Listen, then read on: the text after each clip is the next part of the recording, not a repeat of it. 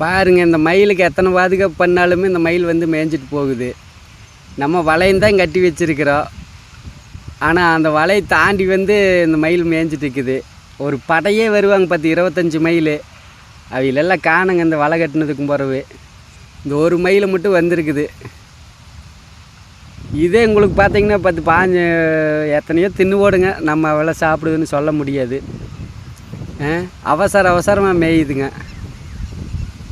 என்ன பண்ணுறதுங்க? என்ன வண்டியும் விவசாயம் வண்டியே ஆகணுங்கிற ஒரு முயற்சியில் இருக்கிறோம். பாருங்கள் எப்படித்தான் நம்ம கீரைக்காட்டில் மயில் மேய்ஞ்சிட்டு இருக்குது. வலை கட்டி விட்டுருக்குற வலை கட்டினாலுமே இந்த மயில் வந்து இந்த மாதிரி பண்ணிட்டு போகுதுங்க. என்ன பண்ணுறதுங்க? போய் முடிக்கிட்டே இருக்க முடியுங்களா? சாப்பிட்டதோ மிச்சம் வலையும் தான் கட்டி விட்டுருக்குறோம். வலை கட்டினாலும் வலை இல்லாத பக்கம் வருது மயில். என்ன பண்ணுறதுங்க? எனக்கு ஒன்றும் புரிய மாட்டேங்குது. டெய்லி இதுக்கு ஒரு ஆள் போடணுங்களாட்டிருக்குது முடிக்க விட்றதுக்கு. இப்படி ஒரு அதிசயமான மயில் நம்ம தோட்டத்தில் இருக்குதுன்னு வச்சுங்களேன். பக்கத்துலேயே தென்னை மரம் இருக்குது. சம்முன்னு வந்து படுத்துக்கிறாங்க. பாருங்கள், நீங்களே சொல்லுங்கள் என்ன பண்ணலான்னு. ஐடியா இருந்தால் சொல்லுங்கள். நன்றிங்க. பார்த்தீங்களா, இந்த மயில் மேய்ஞ்சது போகத்தான் நம்மளுக்கு இந்த விவசாயம். ஆனால் நம்மளும் சேஃப்டியாக தான் இருக்கிறோங்க. ஸ்பேன் மாட்டி வச்சுருக்குறோம். அடுத்தது பார்த்திங்கன்னா வலை கட்டி வச்சுருக்குறோம். அப்பவுமே வந்து இந்த மயிலை தடுக்காட்ட முடியறதில்ல. இதுக்கு மேலே நம்மக்கிட்ட ஒரு சக்தியும் கிடையாது.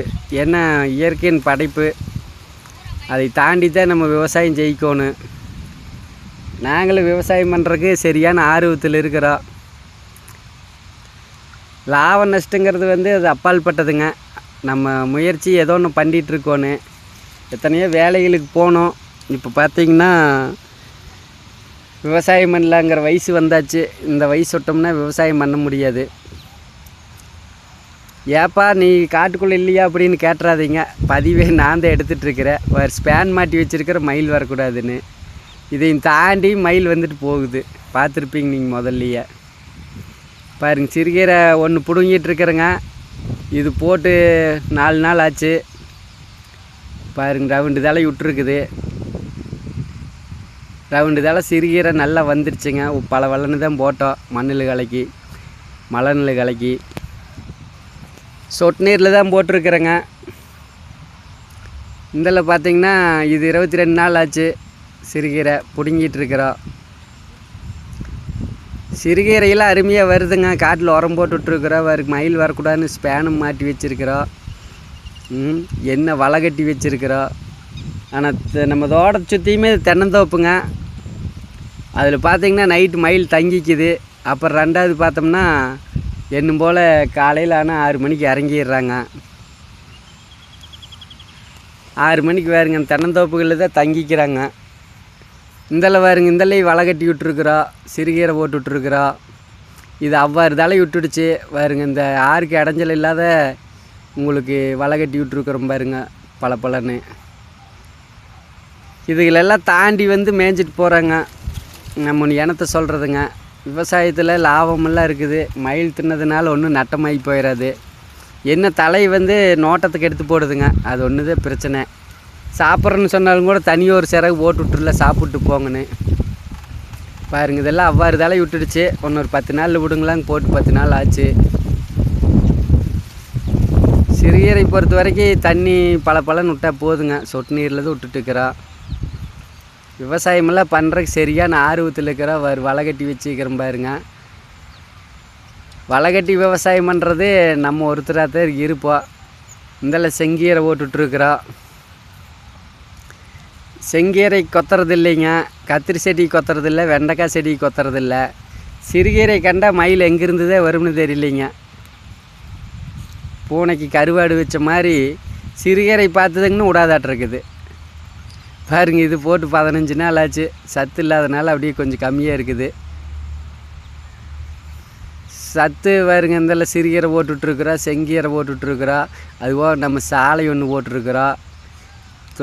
கீரை இங்கேயே அலாச்சிக்கலாம் குடிக்கிறதுக்கு தண்ணி. இதில் பாருங்க வலை கட்டி அதே சிறுகீரை தான் போட்டிருக்குறோம். அவ்வாறு இதெல்லாம் வந்தாச்சு.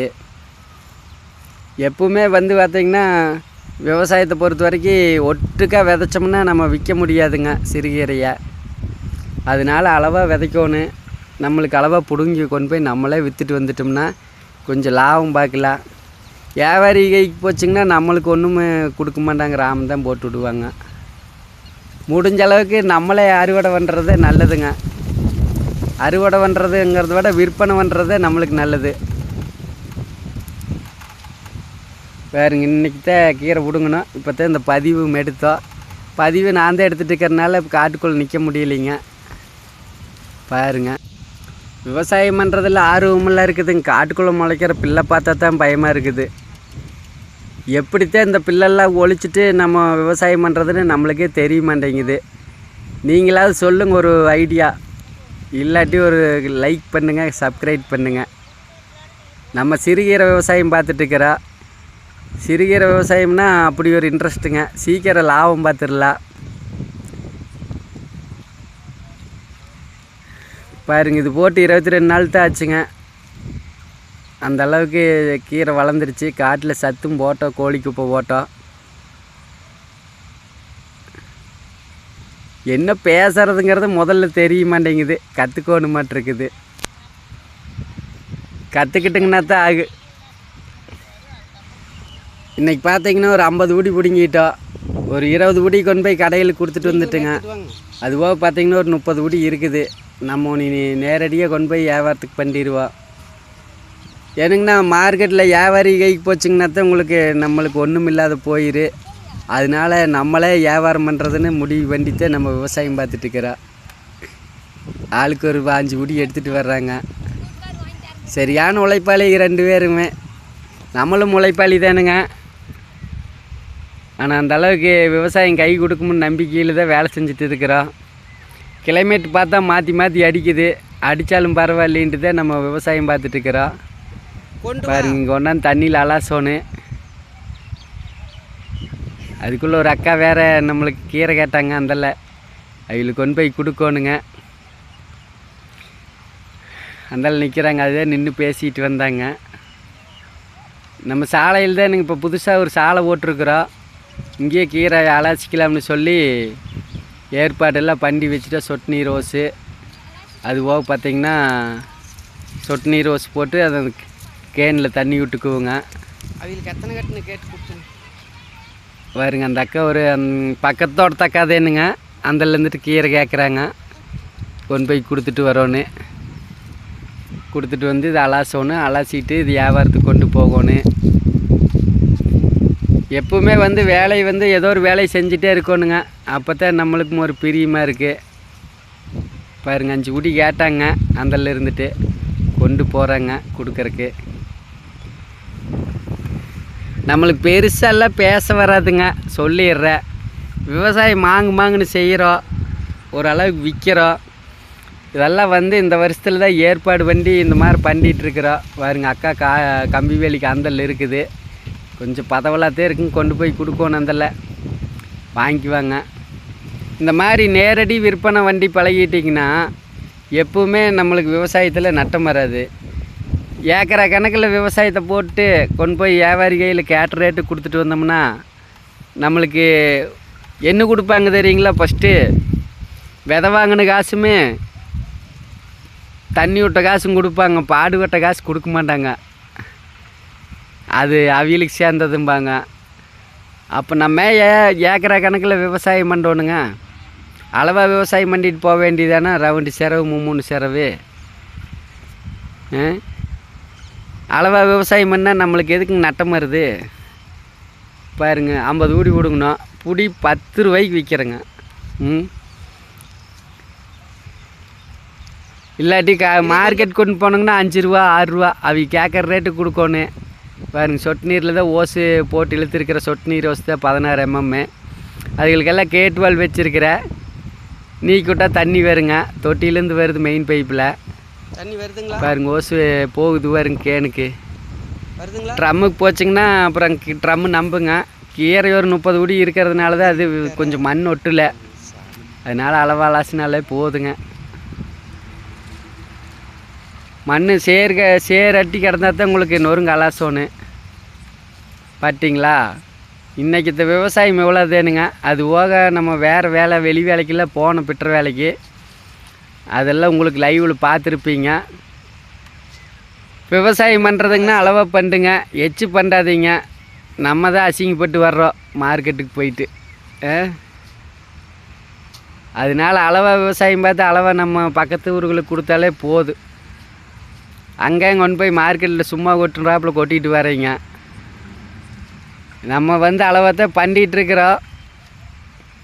முடிஞ்ச அளவுக்கு அளவாக பண்ணுறது நல்லதுங்க. எச்சு பண்ணோம்னா மாட்டிக்கணும். எச்சு பண்ணால் திறமை இருக்கணும். திறமை இல்லைங்கன்னா செய்யக்கூடாது. பாருங்க, இது ஒரு 30 உடி அழகாக காசு சம்பாரிச்சிடல. அப்படி ஒரு இப்போ 5 உடி விற்று போட்டங்களா, ஒன்று 25 உடி தான் இருக்குது. அழகாக காசு பண்ணிடலாம். ஒரு 15 வீட்டுக்குள்ளே சைட்டுக்குள்ளே போனங்கன்னா விற்று போயிரு. கரெக்டுங்களா? அதனால் நீங்களாம் விவசாயம் அளவாக பாருங்க. என்றைக்கும் விவசாயம் நட்டப்பட மாட்டேன். அந்த மாதிரி தான் போயிட்டுருக்குது. பாருங்கள், அந்தால கத்திரிக்காய் செடி போட்டிருக்குறோம். அதுவும் நேரடியாக தான் விற்பனை பண்ணுவா. இந்தல பாருங்க, மயில் சாப்பிடக்கூடாதுன்னு சொல்லி சிறுகீரை போட்டுவிட்டு வலையை கட்டி விட்டுருக்குறோம். அந்தால காட்டில் பிடுங்கண்ணா அது பாருங்க, ஒன்று 2 நாளைக்கு தாட்டு கீரை நல்லாத்தான் இருக்குது. பாருங்க, இந்தல கீரை பிடுங்கினது உழவோட்டி இந்த மிஷின் ஒன்று வச்சுருக்கிறேன், அதில் சுத்தம் பண்ணி விட்டுருக்குறேன்.